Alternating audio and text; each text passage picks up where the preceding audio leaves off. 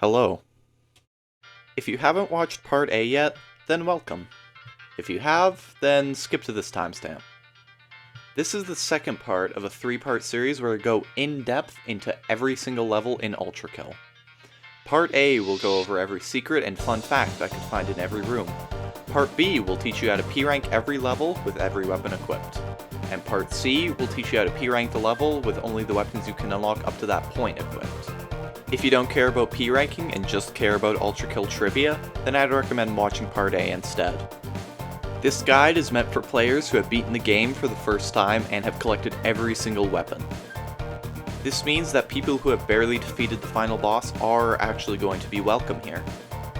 The whole reason I'm making this guide is because when I first started out, I was awful.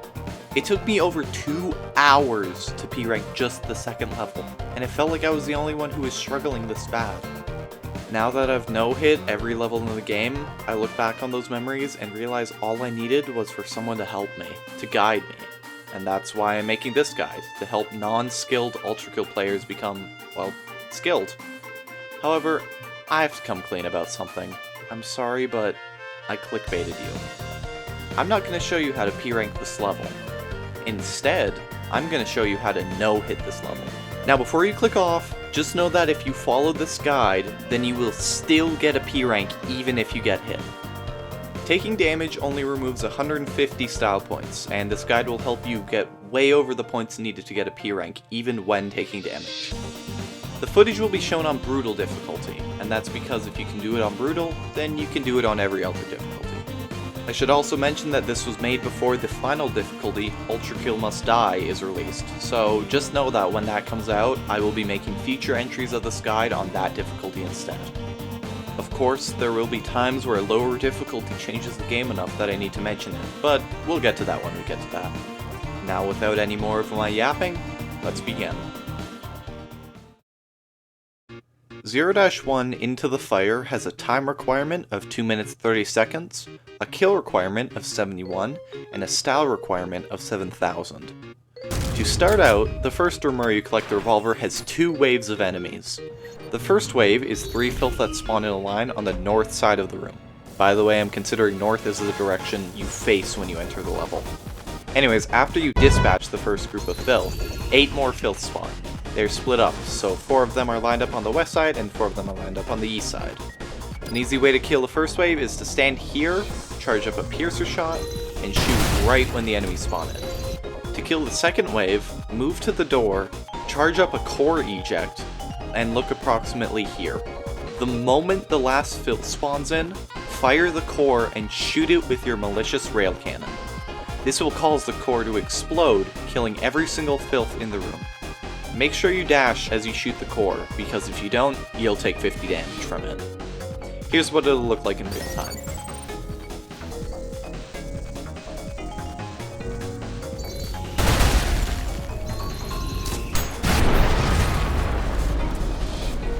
If you don't have the shotgun equipped and instead have the jackhammer, that's okay. Here's another strategy. Right when you pick up the gun, plant 3 magnets in the center of the room. Then shoot out all your saws. Yep, that's it. Just stand there and watch as they're all shredded to pieces. However, I know not everyone uses the saw blade launcher, and if you're one of those people, then make sure to pull out the fire starter instead. When you grab the weapon, make a big circle of oil on all the edges of the room. Set fire to it, and don't stand too close, and watch them cook. Unfortunately, this method gives you the least style points out of all the ones I talk about, so if you're struggling with getting enough style, then you should use this method instead. The Knuckle Blaster Shockwave can actually insta-kill filth, so if you simply get them all clumped up, just use the Shockwave to kill them all at once. The hallway has 2 groups of enemies. The first group of 3 filth spawn once you pass this pipe. The second group of 6 filth spawn once you pass this line engraved into the wall. The safest way to deal with them is to pull out your chainsaw and stand in this corner while the filth run at you in both encounters. This, however, doesn't give you much style points. Something I'd recommend if you want more style points is to projectile boost the enemies. If you don't know what projectile boosting is, then it's basically pairing your own shotgun shells to make them explosive. It's like a core eject, but you don't have to wait for a cooldown and you can use it on any shotgun. Again, if you don't use shotguns, you can always just use the Knuckle Blaster Shockwave to take them out with only mildly less points. Or you can place some fire traps for the filth to walk into. Just know that doing it this way will cost you points and time, so be careful. In the glass intro, 6 filth spawn in 2 lines at the north exit just before you step on the second glass tile. Simply break this platform, walk forward for the filth to spawn in, and then wait for them to clump up. Once they're all clumped up, shoot the platform beneath their feet and watch them fall. There's really no reason not to do this way unless you want to go fast, in which case follow these instructions instead. Line yourself up with this line, equip the Knuckle Blaster, and dash jump to the other side of the room. Once you're about 2/3 or 3/4 into the jump, start holding the punch button. This should line up the timing so that when the last filth spawns in, you'll kill it instantly. If you don't really care about taking damage, you can just pull out the malicious rail cannon and shoot at the ground instead. Onto the big glass room with the fan, 9 filth spawn in 3 lines near the exit right after the lights turn on. The lights begin turning on once you nearly step onto the first glass tile.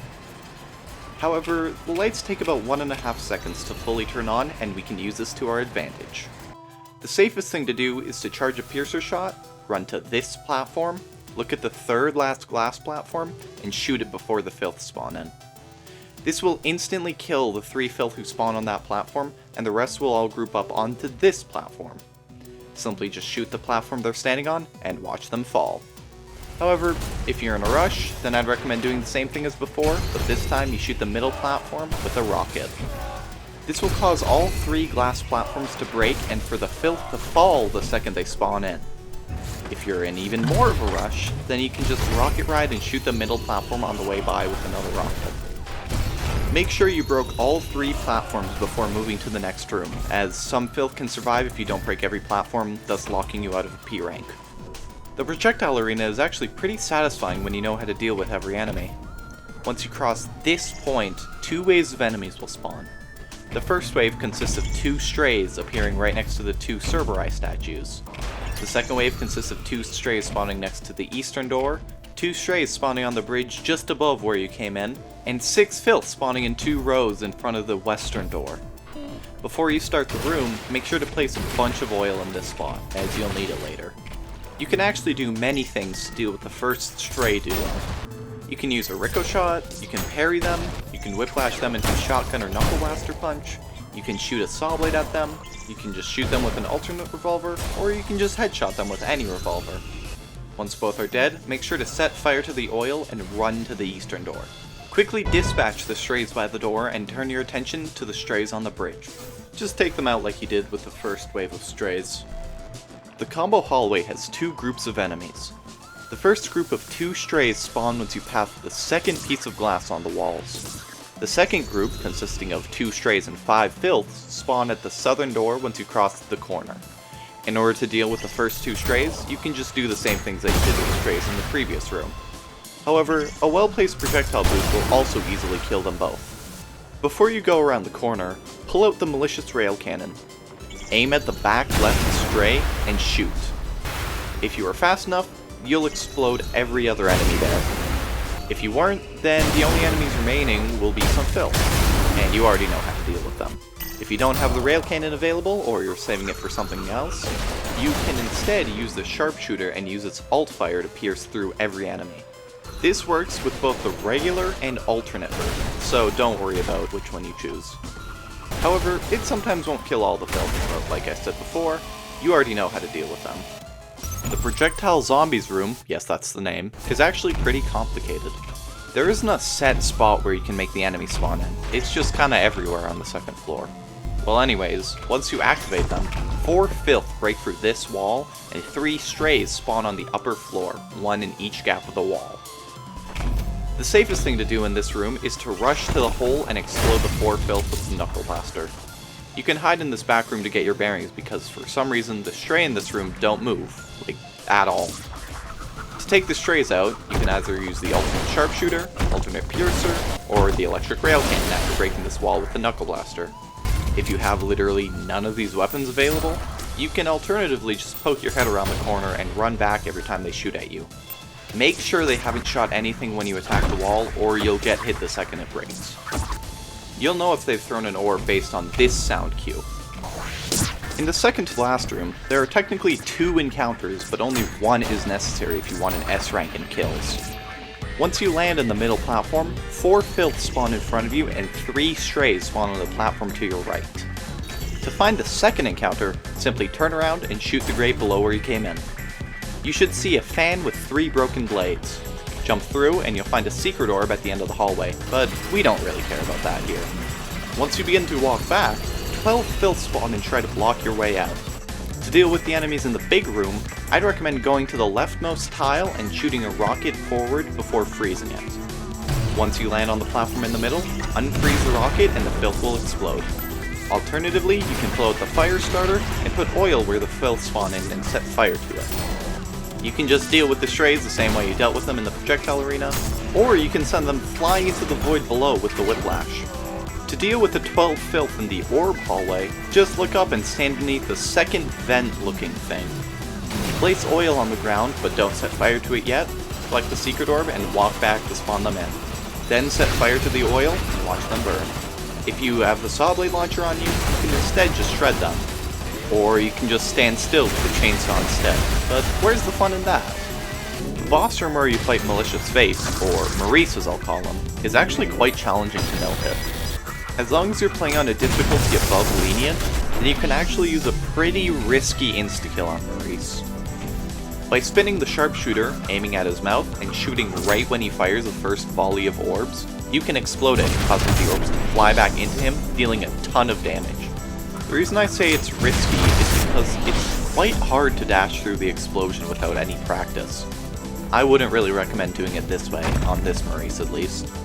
A better way to beat this boss is to double pump your shotgun, jump into him, shoot, dash back, and parry an orb back into him. This will remove a large chunk of his health, but he won't be dead quite yet. However, since he's in second phase now, he has a much higher chance to use his laser beam attack. It's not guaranteed, but it's basically like a 90% chance that he'll use it. Anyways, something special about this attack is that it's a hit scan attack. What does hit scan mean?